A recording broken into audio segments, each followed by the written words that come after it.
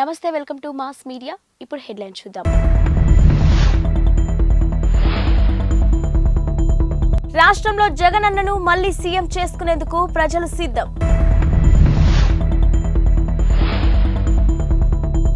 కదిరిలో వైసీపీదే గెలుపు.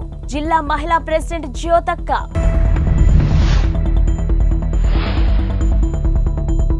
8 మంది బీసీలను మంత్రులుగా చేసిన ఘనత చంద్రబాబుదే. ఇంటింటికి జగనన్న సీనన్న ఎన్నికల ప్రచారంలో భాగంగా బ్రహ్మరథం పట్టిన నియోజకవర్గ ప్రజలు. ఇక ప్రతిపక్షాల మాయా మాటలు నమ్మొద్దు, మేము సైతం సిద్ధం. ఎన్నికల ప్రచారంలో మహిళలు జోరందుకున్న ఎన్నికల ప్రచారం. రెడ్డి నగర్ ఆంజనేయ స్వామి గుడిలో పార్టీ నేతలతో కలిసి ప్రత్యేక పూజలు నిర్వహించారు. నర్సారావుపేట నియోజకవర్గంలోని ఎన్నికల ప్రచారాన్ని ప్రారంభించిన నర్సారావుపేట గౌరవ శాసనసభ్యులు డాక్టర్ గోపిరెడ్డి శ్రీనివాసరెడ్డి. నర్సారావుపేట నియోజకవర్గం పరిశీలకులు షేక్ గులాం రసూల్. ఈ సందర్భంగా నర్సారావుపేట శాసనసభ్యులు డాక్టర్ గోపిరెడ్డి శ్రీనివాసరెడ్డి, నర్సారావుపేట నియోజకవర్గం పరిశీలకులు షేక్ గులాం రసూల్ మాట్లాడుతూ రాష్ట్ర ప్రభుత్వం ఈ 4.5 ఏళ్లలో చేసిన అభివృద్ధి సంక్షేమ పథకాలను ప్రజలకు వివరించి ఓట్లు అడుగుతున్నామని అన్నారు. ఈ ఎన్నికల్లో అత్యధిక మెజార్టీతో విజయం సాధించడం ఖాయమని ఆయన ధీమా వ్యక్తం చేశారు. అన్ని వర్గాల ప్రజల అభ్యున్నతికి తోడ్పడే విధంగా మేనిఫెస్టో ఉందని, వైఎస్ఆర్ కాంగ్రెస్ పార్టీ విజయం సాధిస్తుందని అన్నారు.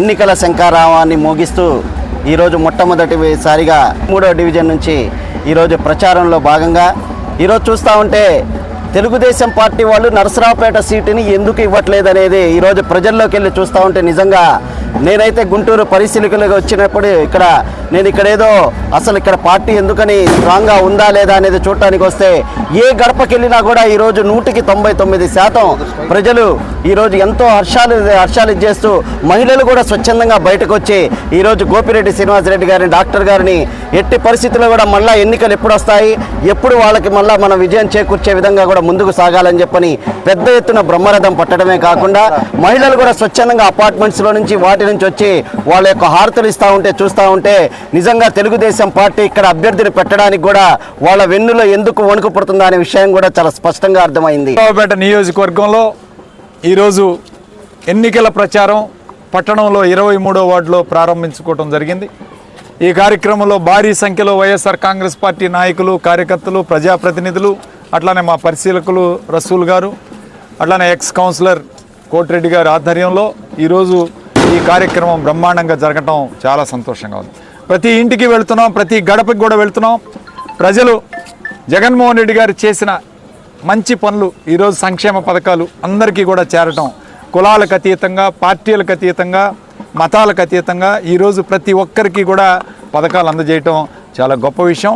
ప్రజలందరూ కూడా హర్షిస్తున్నారు. మళ్ళీ ఎప్పుడు ఎన్నికలు వస్తాయా, జగన్మోహన్ రెడ్డి గారిని ఎప్పుడు గెలిపించుకుందామా, మళ్ళీ ముఖ్యమంత్రిని చేసుకోంటేనే మాకు ఈ పథకాలన్నీ వస్తాయని చెప్పే భావనతో ప్రజలందరూ కూడా ఉండటం చాలా సంతోషకరమైన విషయం. ఈరోజు ఇప్పుడే చూసాం ఎక్స్ కౌన్సిలర్ ఇంతకుముందు, మరి ఈరోజు జగన్మోహన్ రెడ్డి గారు చేస్తున్న మంచి పనులు, సంక్షేమ పథకాలు ప్రతి కుటుంబానికి చేరుతున్నాయి. వాలంటీర్ వ్యవస్థ అద్భుతంగా ఉంది. వాలంటీర్లు ఈరోజు బ్రహ్మాండంగా పనిచేస్తూ ఉన్నారు. వాళ్ళు ప్రతి గడపకి వచ్చి పెన్షన్లు ఇవ్వటమే కాకుండా ప్రభుత్వ పథకాలని కూడా అందించే కార్యక్రమం చేస్తున్నాం. నిన్న మరి జనసేన తెలుగుదేశం పార్టీ కలయిక చూసాం. ఈ వార్త న్యూస్ నెంబర్ 1. కదిరి నియోజకవర్గంలోని వైఎస్ఆర్ కాంగ్రెస్ పార్టీని అత్యధిక మెజార్టీతో గెలిపించడంతో పాటు ముచ్చటగా 3వసారి జెండా ఎగరవేస్తామని ఆ పార్టీ జిల్లా మహిళా అధ్యక్షురాలు అరుణ అలియాస్ జ్యోతక్క పేర్కొన్నారు. కదిరి వైఎస్ఆర్ కాంగ్రెస్ పార్టీ ఎమ్మెల్యే అభ్యర్థి బిఎస్ మక్బూల్ను మర్యాదపూర్వకంగా కలిశారు. కదిరి మున్సిపల్ పరిధిలోని కస్తూర్బాయి వీధికి చెందిన 30 కుటుంబాలు వైఎస్ఆర్ కాంగ్రెస్ పార్టీలో చేరగా వారిని జ్యోతక్క, బిఎస్ మక్బూల్ కండువా కప్పి పార్టీలోకి ఆహ్వానించారు. ఈ సందర్భంగా వారు మాట్లాడుతూ కదిరి నియోజకవర్గంలోని సౌమ్యుడు, మంచి మనసున్న వ్యక్తిని ముఖ్యమంత్రి వైఎస్ జగన్మోహన్ రెడ్డి అభ్యర్థిగా ప్రకటించడం కదిరి ప్రజల అదృష్టంగా భావిస్తున్నామన్నారు. మక్బూల్ లాంటి వ్యక్తి అసెంబ్లీలో అడుగు పెడితే సామాన్యులకి ఎల్లవేళలా అండగా నిలబడతానన్నారు.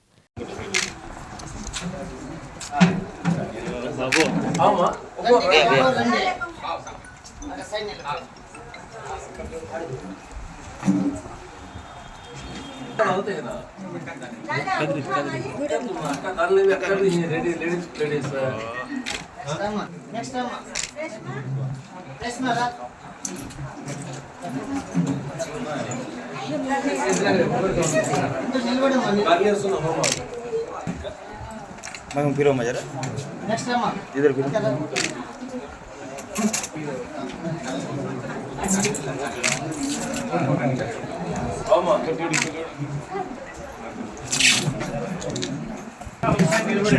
इधर देखो माँ, इधर देखो।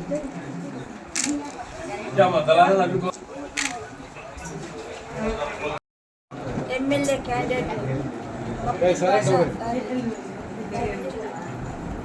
వైఎస్ఆర్ పార్టీ తరఫున ఆయనను కదిరి నియోజకవర్గంలో అత్యంత మెజార్టీతో గెలుపొందించుకొని మన పార్టీని ఇంకా బలంగా ముందుకు తీసుకెళ్ళి అట్టడుగు వర్గ ప్రజలను మనము ముందరికి నడిపించి వాళ్ళ బాగోగులను, వాళ్ళ సాధక బాధకాలను, వాళ్ళ కష్ట నష్టాలను కూడా అన్నీ పంచుకోవాల్సిన బాధ్యత మనందరిపైన ఉంది. ముఖ్యంగా ఇప్పుడు ముందుకు వచ్చినటువంటి క్యాండిడేట్ అబ్దుల్ బాషా అన్న పైన ఈ బాధ్యత ఎక్కువ ఉంటుందని చెప్పేసి నియోజకవర్గం పైన ఈ ప్రజలకందరికీ కూడా న్యాయం చేస్తాడని చెప్పేసి ప్రజల పక్షాన్ని నిలబడి ప్రజలు అత్యధికంగా మెజార్టీ సంపాదించుకొని మెజార్టీతో గెలుపొంది మన నియోజకవర్గానికి ఎమ్మెల్యేగా, నూతన ఎమ్మెల్యేగా రాగలుగుతాడని చెప్పేసి నేను బలంగా నమ్ముతున్నాను. గుంటూరు జిల్లాలోని తెదేపా కార్యాలయంలో గురువారం నాడు జయహో బీసీ కార్యక్రమాన్ని నిర్వహించారు. ఈ కార్యక్రమంలో తాడికొండ తెలుగుదేశం పార్టీ ఎమ్మెల్యే అభ్యర్థి తెనాలి శ్రవణ్ కుమార్ మాట్లాడుతూ 8 మంది బీసీలను మంత్రులుగా చేసిన ఘనత చంద్రబాబుదే అని కొనియాడారు. వైకాపా పార్టీ వెనుకబడిన వర్గాలను అమానవీయంగా హత్య చేశారని ధ్వజమాడారు. ఈ కార్యక్రమంలో గుంటూరు తూర్పు ఇన్ఛార్జ్ మహమ్మద్ నజీర్, నగర పార్టీ అధ్యక్షుడు డేగల ప్రభాకర్ తదితరులు పాల్గొన్నారు. రాజకీయ పదవుల్లో భాగంగా స్థానిక సంస్థల్లో 20% రిజర్వేషన్ ఇచ్చి అనేక మందిని సర్పంచులుగా, ఎంపీటీసీలుగా, జిల్లా పరిషత్ చైర్మన్లుగా, కౌన్సిలర్లుగా, కార్పొరేటర్లుగా, చైర్మన్లుగా కూడా చేసిన సంగతిని మనం మర్చిపోకూడదు. ఆ తర్వాత అదే వరవాడిని చంద్రబాబు నాయుడు గారు కొనసాగించి సమాజంలో సగభాగం ఉన్న బీసీలు, 50% పైగా ఉన్న బీసీలని అన్ని రంగాల్లో అభివృద్ధి తీసుకురావాలనే ఉద్దేశంతో 33.4 దాదాపు 34% రిజర్వేషన్లు పెంచి అనేక రంగాల్లో ముందుకు తీసుకొచ్చారు. అంతేకాకుండా అసలు బీసీ సంక్షేమానికి ఒక విభాగం అంటూ ఉండేది కాదు. సోషల్ వెల్ఫేర్లో ఒక భాగంగా ఉండేది తప్ప బీసీ సంక్షేమ శాఖ అనే ఒక శాఖ లేదు. దాన్ని కేవలం తెలుగుదేశంగా పార్టీ తీసుకొచ్చింది. అంతేకాదు నారా చంద్రబాబు నాయుడు గారు బీసీ సంక్షేమ విభాగాన్ని ప్రత్యేకంగా ఏర్పాటు చేశారని కూడా మీకు గుర్తు చేస్తాం. అంతేకాదు రెసిడెన్షియల్ స్కూల్స్ పెట్టింది ప్రత్యేకంగా బీసీలకి తెలుగుదేశం పార్టీ. ఏలేశ్వరం మండలం తూర్పు లక్ష్మీపురం గ్రామంలో బీజేపీ జిల్లా అధ్యక్షుడు చిలుకూరి రామ్ కుమార్ పర్యటించారు. గత 10 రోజుల క్రితం గ్రామంలో నూతనంగా ఏర్పాటు చేసిన బీజేపీ జెండాను గుర్తు తెలియని వ్యక్తులు జెండాను పీకి జెండా ఫోల్ను వంచి ఈ ఘటనను చిలుకూరి పరిశీలించారు. అనంతరం నూతన బీజేపీ పార్టీ జెండాను ఆవిష్కరించారు. ఆయన ఈ సందర్భంగా మాట్లాడుతూ ఇటీవల 10 రోజుల క్రితం ఇక్కడ నా చేతుల మీదుగా జెండా ఆవిష్కరణ జరిగిందని, బీజేపీకి పెరుగుతున్న ఆదరణను చూసి గుర్తు తెలియని దుండగులు జెండా ఫోల్ను వంచి జెండాను పక్కనే ఉన్న కాలువలో పడేయడం దారుణమని అన్నారు. ఈ చర్యకు పాల్పడిన వారిపై చట్టపరమైన చర్యలు తీసుకోవాలని కోరారు.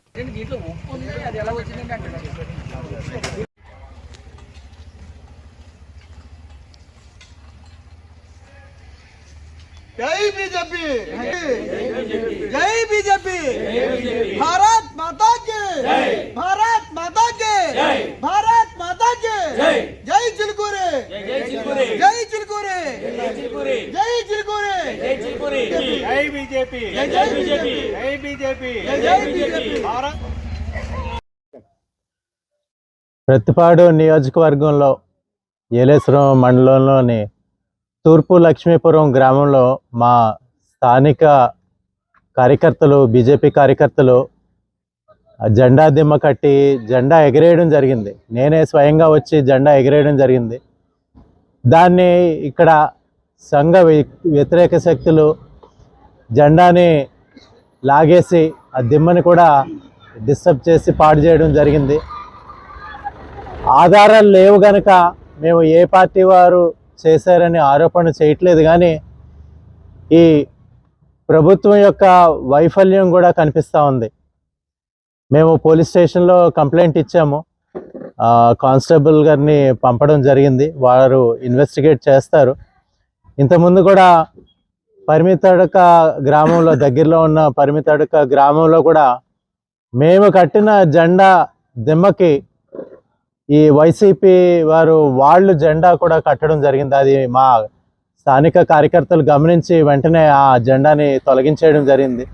మరి దానికి ప్రతిచర్యగా ఇది చేశారా లేదా వేరే వ్యక్తులు, వేరే పార్టీ వాళ్ళు చేశారా అని పోలీసు డిపార్ట్మెంట్ వాళ్ళు ఇన్వెస్టిగేట్ చేసి తేల్చాల్సిన అవసరం ఉంది. భారతీయ జనతా పార్టీ ప్రతిపాడు నియోజకవర్గంలో రోజు రోజుకి బలోపేతం అవుతూ ఉంది. వికసిత్ భారత్ యాత్రలో భాగంగా కేంద్ర ప్రభుత్వ పథకాలు ఏవైతే ఉన్నాయో అవన్నీ కూడా ఇక్కడ ప్రజలకి ఊరూరా వివరించడం జరిగింది. మంచి అవగాహన కల్పించడం జరిగింది. కేంద్రం ఇచ్చే నిధులు ఏ స్కీమ్కైనా కానీ 60-90% వరకు కేంద్ర ప్రభుత్వ నిధులే ఈ పథకాల్లో. కానీ నియోజకవర్గం రౌతులపూడి మండలంలో ప్రత్తిపాడు నియోజకవర్గ ఇన్ఛార్జ్ వరపుల సుబ్బారావు గారు మరియు కాకినాడ పార్లమెంట్ అభ్యర్థి శ్రీ చలమల శెట్టి సునీల్ గారు రౌతులపూడి గ్రామంలో గడప గడపకు మన ప్రభుత్వం కార్యక్రమంలో భాగంగా ఇంటింటికి పర్యటించి వచ్చే ఎన్నికల్లో ఫ్యాన్ గుర్తుపై ఓటు వేయవలసిందిగా అభ్యర్థిస్తూ గ్రామమంతా కలియ తిరిగి ఉన్నారు. ఏ విధికి వెళ్లినా సునీల్ గారికి జేజేలు పలుకుతూ ఎంతో ఆప్యాయంగా ప్రజలందరూ పలకరిస్తూ భారీ ఎత్తున మహిళలు హారతులిచ్చి ఆశీర్వదించారు. ఇక ఈ కార్యక్రమంలో రాష్ట్ర యువ నాయకులు వాసిరెడ్డి జమీల్ మరియు వాసిరెడ్డి భాస్కర్ బాబు తదితరులు పాల్గొన్నారు.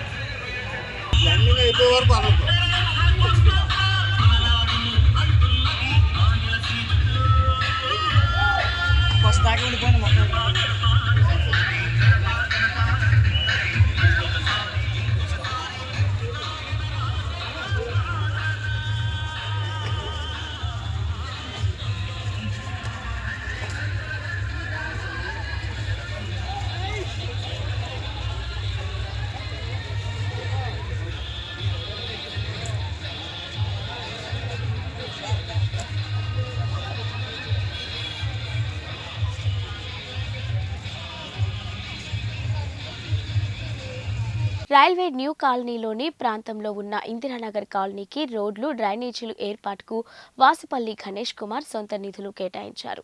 ప్రజా దర్బార్లో అక్కడి స్థానికులు పలుమార్లు అందించిన వినతి మేరకు ఈ అభివృద్ధి పనులకు శ్రీకారం చుట్టడం జరిగిందని ఎమ్మెల్యే వాసుపల్లి గణేష్ కుమార్ వెల్లడించారు. ఇక బుధవారం ఉదయం ఆధ్వర్యంలో జరిగిన శంకుస్థాపనకు ఆయన ముఖ్య అతిథిగా హాజరై కొబ్బరికాయ కొట్టి శంకుస్థాపన చేశారు. ఈ సందర్భంగా వాసుపల్లి గణేష్ కుమార్ మాట్లాడుతూ ఇక్కడి మురికివాడ ప్రాంతంలో ఉన్న పేదలు కష్టాలు తెలిసిన నేతగా తన వంతు రోడ్లు, డ్రైనేజ్ ఏర్పాటు చేస్తున్నానని అన్నారు. గతంలో పెద్దలు విజయసాయిరెడ్డి నేతృత్వంలోని ఈ కాలనీ అభివృద్ధికి నాంది పలికిందన్నారు. ఇక కాలనీ వాసులు అభ్యర్థన మేరకు ఇంటి పనులు కాని 1+3 భవన నిర్మాణాలు చేసి డబుల్ బెడ్రూమ్ ఫ్లాట్లు అందించడానికి సిద్ధంగా ఉన్నామన్నారు. వాసుపల్లి గారి నాయకత్వం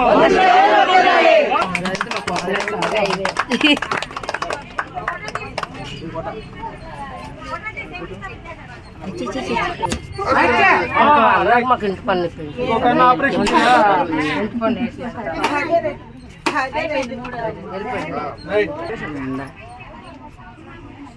బయట తీసుకున్న వాయిస్ ఇక్కడ తీసుకుంటా ఫోటో తీసుకుంటా బయట తీసుకున్నా. పొట్టి శ్రీరాములు నెల్లూరు జిల్లా ఆత్మకూరు పట్టణంలోని HP పెట్రోల్ బంక్ పక్కన దంత వైద్యశాలను senior civil surgeon doctor Avinash ప్రారంభించారు. ఈ కార్యక్రమానికి పట్టణంలో అభిరామ్ హాస్పిటల్ అధినేత డాక్టర్ శ్రావణ్ కుమార్, వెంకటేశ్వర ప్రజా వైద్యశాల వైద్యులు డాక్టర్ ప్రవీణ్ కుమార్, ఆత్మకూరు సిఐ వేణు ముఖ్య అతిథులుగా హాజరయ్యారు. ఈ సందర్భంగా వైద్యులు అవినాష్ మాట్లాడుతూ అత్యాధునిక పరికరాలతో వైద్య సేవలు అందిస్తామని, ఆత్మకూరు చుట్టుపక్కల ప్రాంత ప్రజలు ఈ అవకాశాన్ని సద్వినియోగం చేసుకోవాలని కోరారు.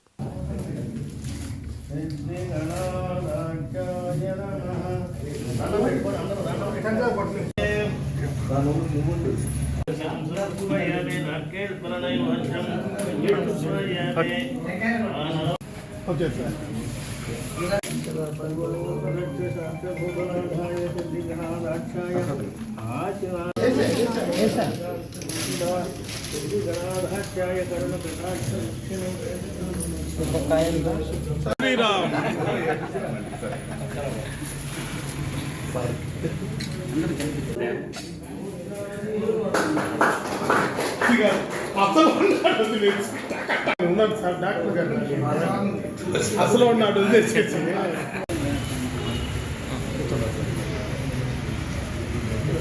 ఇప్పుడు డెలివరీ సార్ మీరు చాలా పొడవు సార్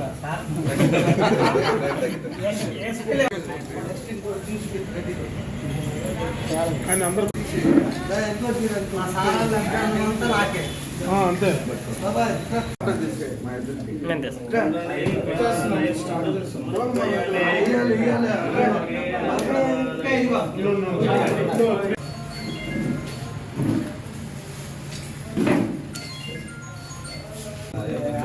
నెల్లూరు జిల్లా అనంతసాగరం మండలం ఉప్పలపాడు గ్రామంలోని రాష్ట్ర వ్యవసాయ శాఖ మంత్రి కాకాని గోవర్ధన్ రెడ్డి, స్థానిక ఎమ్మెల్యే మేకపాటి విక్రమ్ రెడ్డి పర్యటించారు. గ్రామంలో నూతనంగా నిర్మించిన రైతు భరోసా కేంద్రం, గ్రామ సచివాలయం, doctor YSR village health clinic భవనాలను ప్రారంభించారు. అనంతరం ఏర్పాటు చేసిన బహిరంగ సభలో మంత్రి కాకాని గోవర్ధన్ రెడ్డి మాట్లాడుతూ వైసీపీ ప్రభుత్వం వచ్చిన తర్వాత మధ్యవర్తులు లేకుండానే నేరుగా ప్రభుత్వ పథకాలు లబ్ధిదారులకు చేరుతున్నాయని తెలిపారు. ఇచ్చిన హామీలన్నీ కూడా పూర్తి చేసి ఓట్లు అడిగేందుకు ఇవాళ ప్రజల్లోకి వెళ్తున్నామన్నారు. ఇటీవల నెల్లూరు జిల్లాలో జరుగుతున్న పరిణామాలను ప్రస్తావిస్తూ అవసరాల కోసం వచ్చిన వారు మాత్రమే వైసీపీని వీడిపోతున్నారని, జగన్ కోసం పనిచేసేవారు పార్టీలోనే ఉన్నారన్నారు. ఇక రాష్ట్రం అభివృద్ధి చెందాలంటే వైఎస్ఆర్ కాంగ్రెస్ రావాల్సిందేనని, వైఎస్ఆర్సీపీకి ఓటు వేయాలని అందరినీ కోరాడు.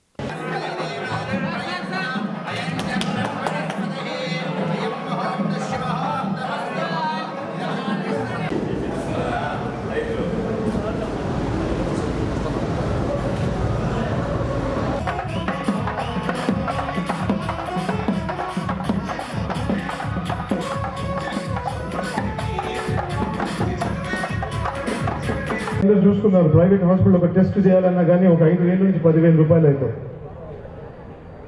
నుంచి గెలిపించాలని కోరుకుంటూ ఈ అవకాశం ఇచ్చిన పెద్దలందరికీ ధన్యవాదాలు తెలుపుకుంటూ ముగిస్తున్నాం. Thank you. YSR Congress party ప్రభుత్వం ఏర్పడిన తర్వాత, జగన్మోహన్ రెడ్డి గారు ముఖ్యమంత్రి అయిన తర్వాత అన్ని వర్గాలకు సంబంధించి అభివృద్ధి సంక్షేమ కార్యక్రమాలు అందుతున్నాయి. మధ్యలో ఎవరి ప్రమేయం లేకుండా నేరుగా డీబీటీ పద్ధతిలో డైరెక్ట్ బెనిఫిట్ ట్రాన్స్ఫర్ ద్వారా ఈరోజు ప్రజలందరూ కూడా లబ్ధి పొందేటువంటి పరిస్థితి.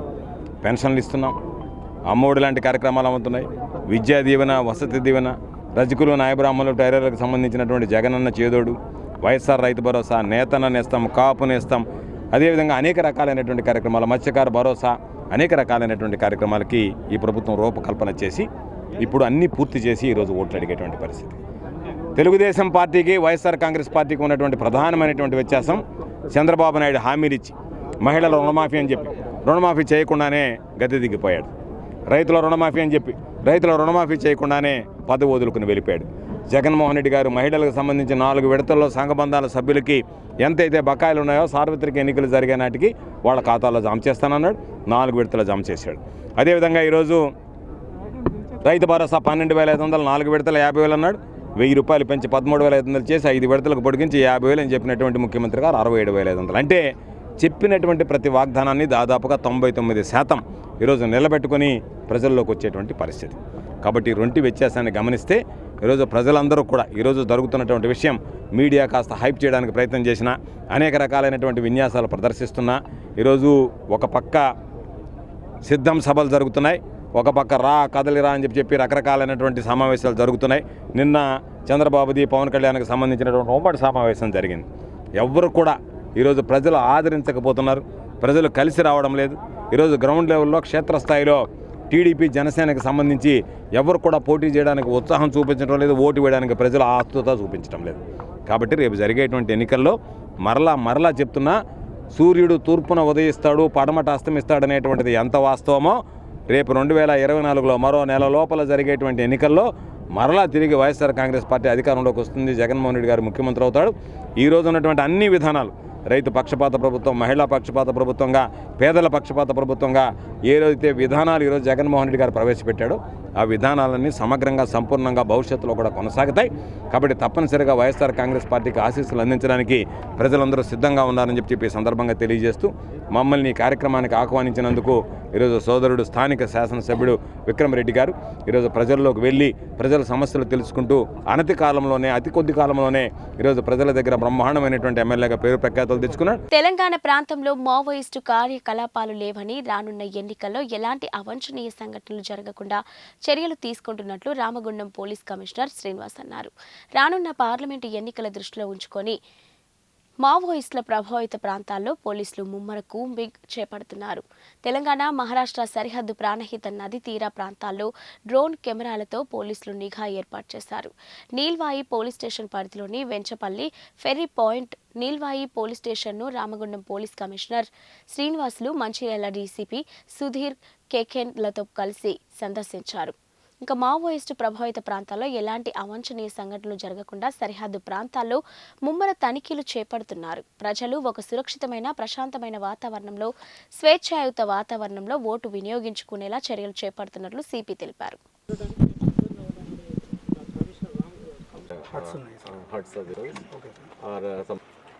ఏరియా ఇప్పుడు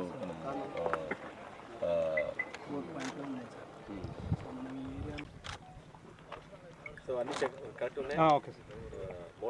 మోటార్స్ ఏమేమి చెక్ చేస్తారు? మోటార్స్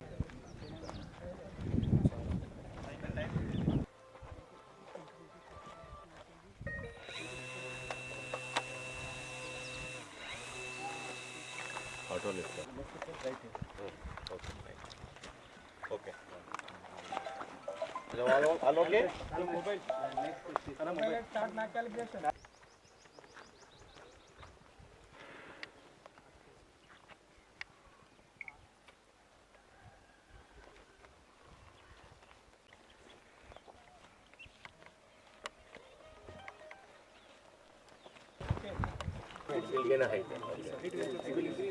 సపోజ్ ఇది ఇలా ఈ వాటర్ ఉంది కదా, suppose if any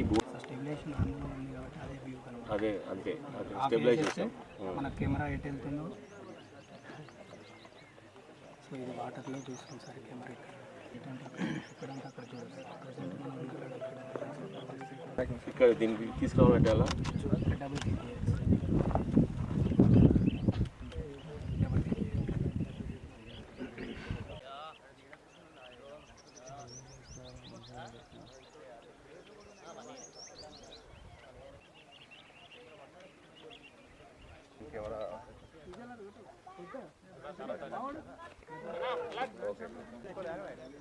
GPS. Tap ఉండద్దా అని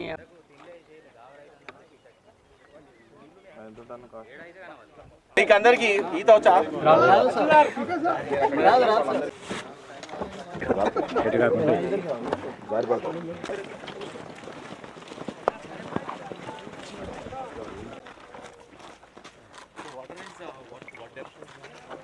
కూర్చుంటే చక్కగా కూర్చుంటే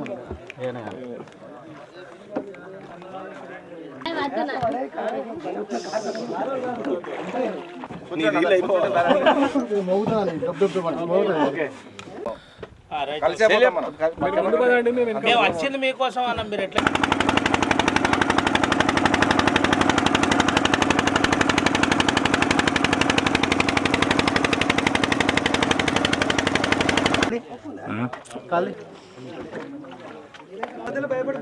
ఎంసీసీ కోర్ట్ స్టార్ట్ అవబోతుంది. దీంట్లో మనకు లోక్సభ ఎలక్షన్స్ రాబోతున్నాయి. లోక్సభ ఎలక్షన్స్ అక్రాస్ ఇండియా జరుగుతున్నాయి కాబట్టి మనకు ఏ అవాంఛనీయ సంఘటనలు జరగకుండా మనకి ఇక్కడ ఈ border police stations Neelwai and Kotpalli area, మా ఏరియా మనకు కవర్ అవుతుంది కమిషనరేట్లో. ఈ రామగుండం కమిషనరేట్లో ఏ బార్డర్ మొత్తం ఈ ప్రాణహిత బార్డర్ ఉందో ఆ బార్డర్ ఏరియాలో మనకు అదర్ సైడ్ మనకు మహారాష్ట్ర సిరోంచా డిస్టిక్ ఉంది. దాని తర్వాత ఇది ఇంతకుముందు బాగా అఫెక్టెడ్ ఏరియా ట్రాక్ రికార్డు ఉంది.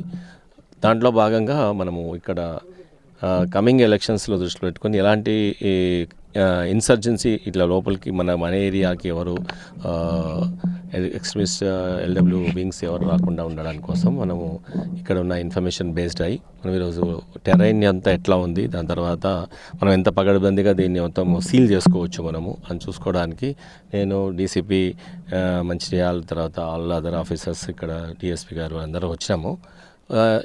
దాంట్లో భాగంగానే ఈ ఏరియాలో ఫెర్రీ పాయింట్స్ ఎన్ని ఉన్నాయి, ఈ ఫెర్రీ పాయింట్స్ క్రాస్ ఏరియాస్ ఎందుకు క్రాస్ చేయడానికి పాయింట్స్ ఏమైనా ఉన్నాయి, తర్వాత మన యొక్క ఇన్ఫర్మేషన్ ఏముంది ఇవన్నీ తెలుసుకోవడానికి ఇక్కడ రావడం జరిగింది. దాంట్లో భాగంగానే ఈరోజు ఈ బోట్లో వెళ్ళి ఆ ఫెర్రీ పాయింట్స్ అన్నీ చూసుకొని 2-3 ఫెర్రీ పాయింట్స్ని మేము అబ్జర్వ్ చేయడం జరిగింది.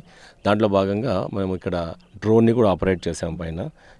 ఎప్పుడు మనం ఫెర్రీ పాయింట్లు వాడుకోలేము, ఎందుకంటే ఇట్స్ ఫెర్రీ పాయింట్లో మనం ఫోర్స్ మూమెంట్ అనేది కష్టంగా ఉంటుంది. సో డ్రోన్ ఆపరేషన్ ఈరోజు కూడా స్టార్ట్ అయింది. డ్రోన్ ఆపరేషన్లో భాగంగా మనకు తర్వాత ట్రాకింగ్ దాని ఇది ఇప్పటి వరకు ఉన్న బులెటిన్ అప్డేట్స్. మరిన్ని అప్డేట్స్తో మళ్ళీ కలుద్దాం.